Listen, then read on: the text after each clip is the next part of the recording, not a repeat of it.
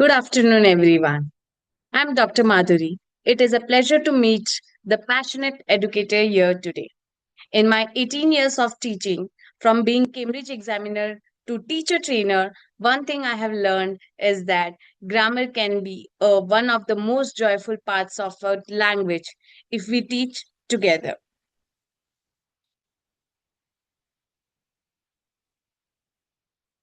This is a small introduction of myself, and thank you to School Reformer to giving me this platform. I'm glad to be here.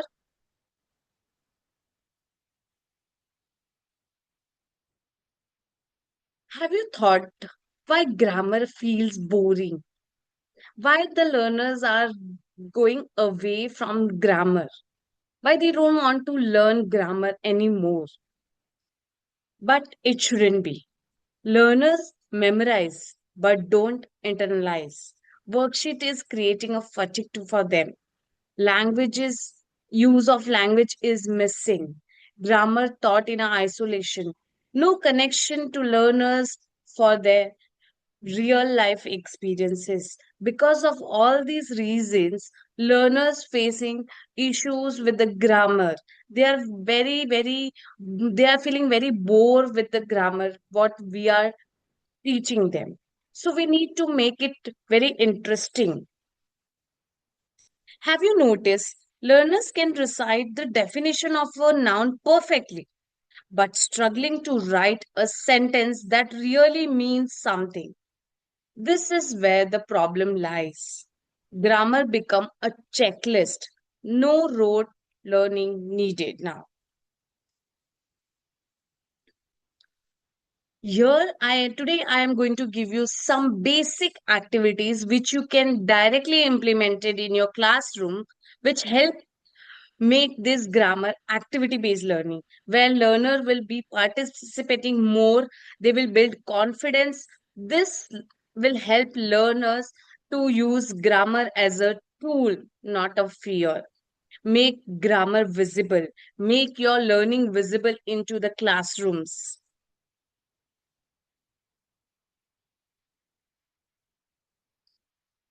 Here we are going to do some pedagogical shift where rules will come later on. Example rule will comes first, examples will come to later.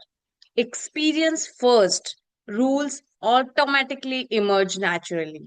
From correction to exploration, we don't have to correct the learners. We need to tell them to explore why the sentence is not correct, what grammar part in your sentence is not correct. From teacher control to learner created, now it's time to become a facilitator, not a teacher. We need to make our learning child oriented. We need to give them the opportunity to learn from themselves. Do something where they are creating their own experiences. So automatically after we will put the experimental learning in the classroom, automatically we will get the results. Whenever we are teaching any grammar topic, we need to make sure that we need to give them some pointers, some probing questions to the learners why we need this. Here we have a simple four, sorry, uh, here we have something, four types of lenses which we need to use in our classrooms. First is emotion lens, where we need to give them any one sentence to the learners and we need to ask them, put any one emotion into the sentences. Second is time. We need to give one sentence to the learners and tell them to put time into this sentence. Third one is character. And the fourth one is intensity. These four types of lenses will help the learners to make a meaningful sentences and use a creative writing. Use a proper creative writing into using proper sentences. These are very impactful lenses for the teacher to give them. Here I have given you one simple example where I told my learners to make a meaningful, impactful sentences. Like I gave them the dog barked. They need to make four using a four lenses and make a new sentences using this simple sentence. Like first, I told them to make using emotional lens. The terrified dog barked as a storm roared. The second one is time lens. The dog had been barking since dawn. Character lens. The old street dog barked at passing cars. Intensity. The dog barked furiously, shaking the gate. So we need to give them a simple sentences to the learners and give them any one lens out of these four and make sentences. It's again according to your grade, wherever you are teaching, whatever grade you are teaching, and whatever topic of your grammar you are teaching. It's all depends on you how you use these lenses in your real classrooms. Here again, I will be sharing some of my effective strategy which I have used in my classes and it gives miracle results. So I would request everyone to try any one of these strategies which help your classroom to make more impactful. Here I have the first strategy which goes for across the grades, whether it is a grade 1, whether it is a grade 8. Grammar through picture. Whatever grammar topics we are taking, first we need to tell the learners, can you see this picture? What you can see in this picture, what you are observing in this picture. Whatever grammar topic you want to highlight, you can highlight like tenses, adjectives, nouns, gender, whatever topic you have taught to them. So it will give the learners to think and it give help the learners to express themselves. So this strategy goes outstanding and it give you outstanding results in your classrooms, and all the learners will be participating. If you feel that you have a learner if you have 25 learners in your classroom and you felt that where my learners are a different types of learners, so you can make them in a pairs or make them in a group of a four. Whatever is convenient for you, you can design your classroom according to you.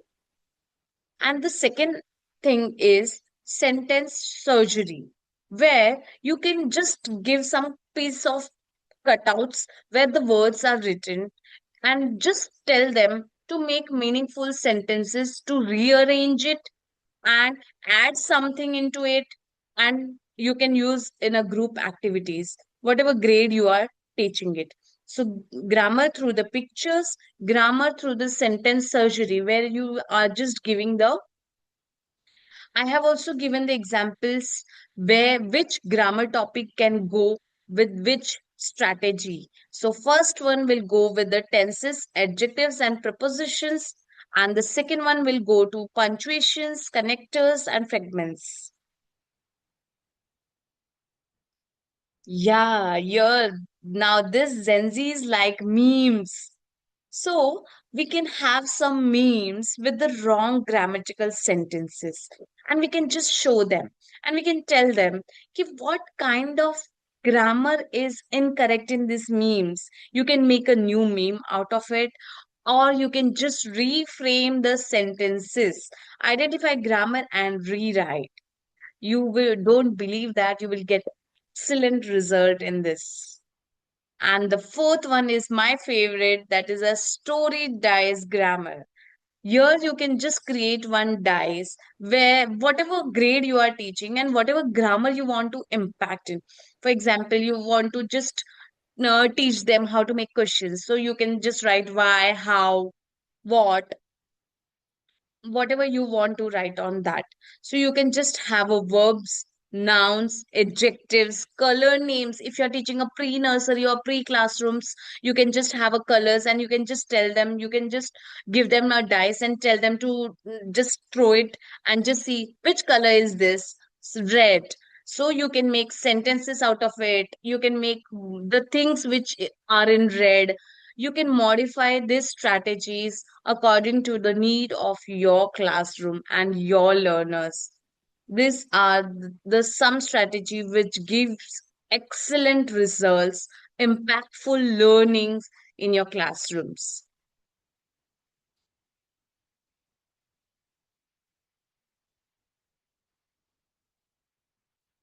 Is there anyone who have any questions? Do you want me to elaborate on any of these strategies? So I am happy to help you with. There are four hands-on experiences you can try for your learners, and it will make your classroom very impactful. Great, Dr. Madhuri, like a lovely presentation and very nice explanation. I wish my teachers have taught grammar to me when we were students. So it's Correct. very, very good explanation, ma'am. As we have no audience, I would like to ask you some questions. If you can stop sharing the screen and we can have a better view of you, please. Thank you. Sure, sure, sure. Great. So, my first question is, can you elaborate on how the four lenses, like you mentioned, emotion, time, character, and intensity, they work with different grammar topics beyond sentence Yes. construction, ma'am? Yes, yes. So, I have a mixed bag of classrooms. So, whenever I find that I will make a classroom in four different lenses. For example, if I will give one group emotions, so they need to make sentences only using emotions. And I Mhm. will make another group with time. Wherever, whichever sentence they are making, they need to use only times. Like that, I will get all kinds of sentences, and they also know these are the terms which gives you the emotions, which give you the time, which give you the character names, and character, how the character is look like, and intensity, how intense they are. So it Mhm. is a group activity. Great. So, what specific results have you observed when implementing the grammar through pictures, this strategy across different grade levels, ma'am? Yes. So I'm basically teaching the secondary sections where I need attention of every learners. So the confidence level where I have seen that one of the child is not talking so much, and that child is a new admission for in my classroom. So when I have started these strategies, he also contributed to the classroom. So it gives a confidence to the shy learners where we can see that that learner is talking to at least their friends, so they are making the confidence there in the group, and then they are presenting to the classroom, so it helps to build a confidence. It gives a learners opportunity to express themselves. Right. So we have this traditional grammar teaching where we teach the students the rules of the grammar and everything, and versus the activity-based method of teaching. Yes, yes, So how yes. do you assess the students in this activity-based method, ma'am? By via rubric, I Mhm. always make whatever I'm teaching into the classroom. See, basically, whenever we are teaching to the secondary grades, the grammar implementation mainly we can see in the creative writings. So Mhm. all the creative writings has a different criterias. So we need to give them these activities, and we need to share them the rubrics based on our classroom, which grade we are teaching. For example, if we are teaching to grade 6 and 7, there we can say we will give you 10 marks for creativity, 10 marks for sentence structure, 10 marks for imagination skill, what kind of imagination tools they have used in that writing part. So based on this activity, I will build up my creative writing, what I need, what is my objective behind this activity. So I will get everything in one place. That's nice. So as a Hindi educator, can you share more examples of how sentence surgery works with punctuation and connectors? Like you can use examples in Hindi also so that the audience can understand clearly how this language is taught and how the grammar is taught in Hindi. Yes, yes. सो यहाँ पर मैंने एक grade 7 की classroom थी जहां पर मुझे grammar सिखाना था, और जहां पर मुझे सेंटेंस कंस्ट्रक्शन सिखाना था। मिश्रित वाक्य किसे कहते हैं, सरल वाक्य किसे कहते हैं, simple, complex and compound sentences, hmm, जहां पर मुझे सिखाना था। और मैंने जानबूझकर क्लासरूम में जाने के बाद व्हाइट बोर्ड पर 2-3 सेंटेंसेस गलत लिखे। हम्म, मुझे पता चले कि मेरे कितने परसेंट बच्चे ध्यान दे रहे हैं कि मैं भी गलत हो सकती हूँ, या कितने बच्चे ऐसे हैं कि नहीं नहीं, टीचर ने जो लिखा है वो सही हो सकता है। So I want to cross check कि how many learners are attentive in my classroom. So yes. one, I at the class, I have written the sentences and everything, and I asked the learners to read those sentences. So the learners said कि हाँ, some learners said हाँ हाँ miss, correct है, correct है, correct है. But one learner said no ma'am, यहाँ पर है में बिंदी आनी चाहिए, क्योंकि यहाँ पर प्लूरल फॉर्म है. हम्म, और एक बच्चे ने बोला कि नहीं नहीं, चलता है, चलता है, डॉट का कोई वेटेज नहीं होता है, क्योंकि हिंदी में हमें मात्राओं के साथ बहुत ज्यादा दिक्कत हो जाती है बच्चों को सिखाने के लिए. एक अनुस्वर से भी हमारे सेंटेंसेस बदल जाते हैं, वो मुझे उन्हें समझाना था. तो वहां से उन्हें मुझे समझ में आया कि बच्चे हम जो लिखते हैं वो भी ध्यान से देखते हैं. तो वहीं से मुझे ये आइडिया आया था, the sentence surgery, where I have given them the some kind of words, and I told them कि तुम ये वर्ड्स ले लो and make a new sentences and make a cutouts. यहाँ से मैंने सस्टेनेबिलिटी भी दी. मैंने उनको बोला कि जो भी तुम सेंटेंसेस, जो भी क्यूब्स पे लिख रहे हो, या जो भी चीजें यूज कर रहे हो, it should be a waste.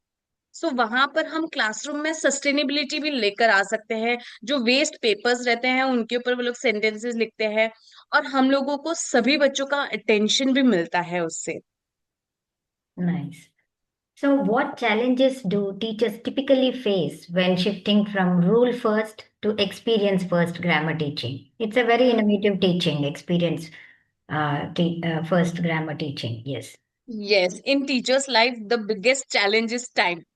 We Hmm. need to we need to complete the portion, and when we are using this kind of activity based learning, the most challenging job is time. The learners will enjoy, we will get the results also, but when it comes to writing, we will find a difficulty with the time. So the challenge is time only. Rest, all result oriented, we can get the results out of this, but we should have a time for this. That Yes. the time is a major challenge for us. True. So, ma'am, every child is unique. They have different Yes, abilities. Each child is like excellent in, one thing. correct. How do you adapt these strategies for students with different learning abilities in the same classroom? As you mentioned, time is the biggest issue. Yes, On top yes, of yes, that, like you have different learning ability children. How do you teach yes, this creative teaching, grammar in your creative way? yes. Whenever I will tell them, I know that this topic is little difficult for the learners to get it, and I need to make sure that each and every learner is understood what I want to teach them. So I will make a groups. Mhm. In when I'm making the groups, then I will give them the criteria. I will not tell them ki how you can make a group on your own. I will give them, you need one person who is with the good handwriting. I need one person who is with the good imagination skill. I need one person who is writing fast in a time limit, and one with the coordination, with who is a very good with all the coordination.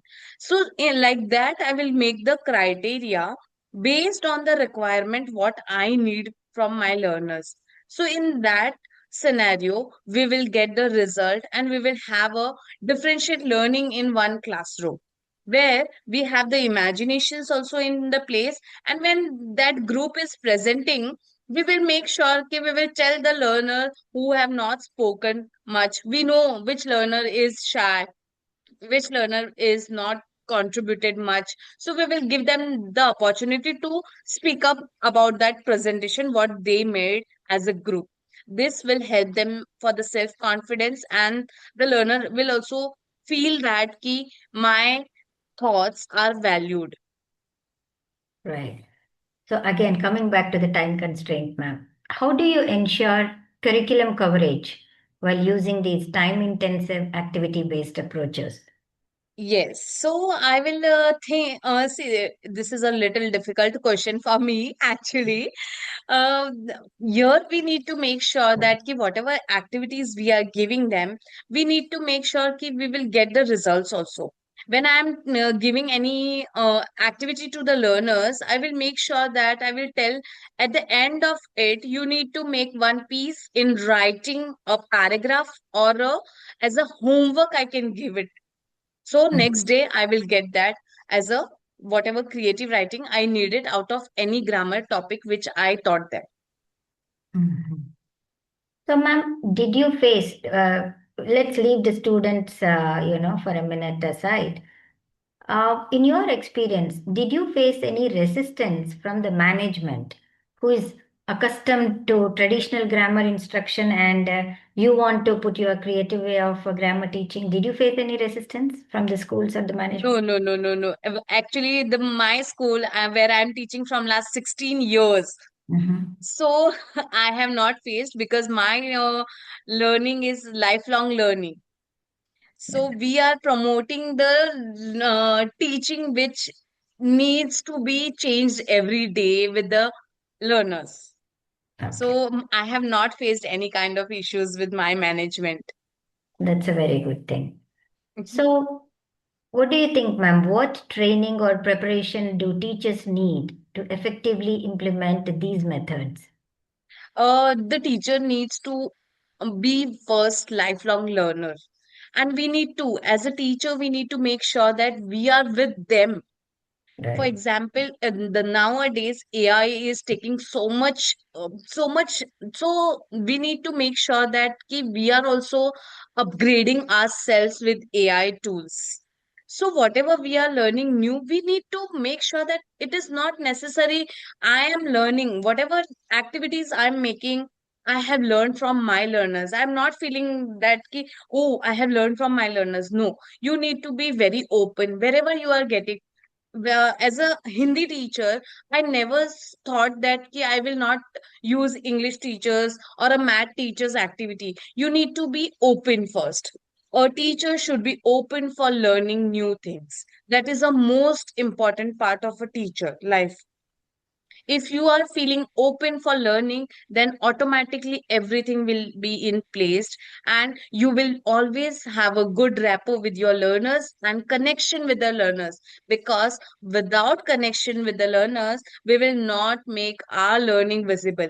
Because nowadays a teacher job is a being a facilitator, not like we have taught, where teacher is coming and writing on the board and we are learning from them. No, this nowadays it is totally changed. We are the facilitator, we are the mentors, where we need to just mentor our learners, they are on a right path or not. That's good to know, ma'am. And anything else you want to mention, ma'am? School Journal of Education and School Reformer. Thank you for the talk and for patiently answering all the questions. So before I end the session, anything else you want to mention? I just want to say thank you to giving me this platform, and whoever is listening, be a open learner, be a lifelong learner. As a teacher, you need to read, you need to explore new techniques, whether it is from the learners, whether it is from your colleagues. You need to be open for learning always, which will help you to grow in your life. Great, ma'am. Thank you so much. I'll end the session. Thank you so much.